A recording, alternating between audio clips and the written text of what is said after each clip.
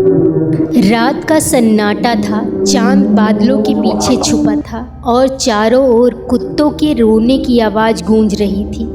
गांव के किनारे पुराने पीपल के पेड़ पर एक डायन बैठी थी। उसके बाल खुले हुए, आंखें लाल और हाथों में हड्डियों की माला। तभी गांव का एक आदमी वहां से गुजर रहा था। अचानक जोर से चीखने की आवाज़ आती है और उस आदमी की आत्मा धुएं की तरह उसके शरीर से निकलकर डायन की मुट्ठी में कैद हो जाती है और वह आदमी वहीं पर गिर पड़ता है प्राणहीन। अगली सुबह गांव में हड़कंप मच गया। लोग अपने घरों से बाहर निकलने में कतराने लगे।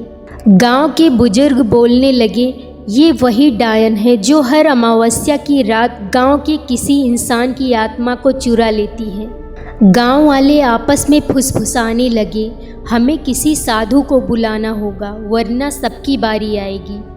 और फिर गांव वालों ने पास के जंगल में रहने वाले एक प्रसिद्ध साधु को बुलाया।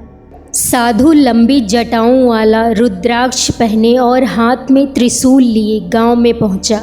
उसने कहा, ये डायन अकेली नहीं है, इसके साथ एक पिशाच रहता है जो आत्माओं को खाता है।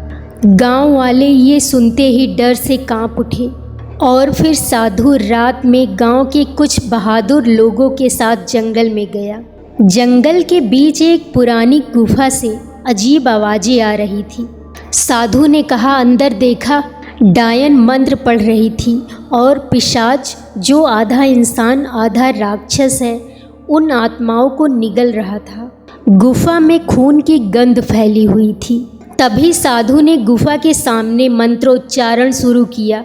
उसके मंत्रों से गुफा कांपने लगी। डायन चीख पड़ी और उसने कहा, तू हमारी शक्ति को नष्ट नहीं कर सकता। तभी पिशाच साधु पर झपटा, लेकिन त्रिशूल से टकराकर दूर जा गिरा। साधु ने अग्नि चक्र बनाया और कहा, हे माँ काली, इन अधम प्राणियों से इस भूमि को मुक्त करो। तभी अचानक तेज रोशनी फैली और डायन जलने लगती है। पिशाच चीखते हुए साधु के पैरों में गिर पड़ा और कहता है, मुझे शाप से मुक्त करो।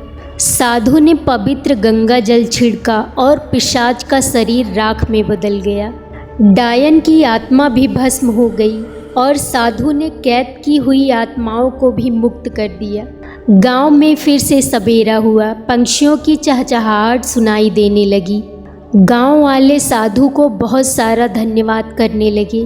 तभी साधु मुस्कुराकर बोलते हैं, जहां आस्था है वहां अंधकार टिक नहीं सकता।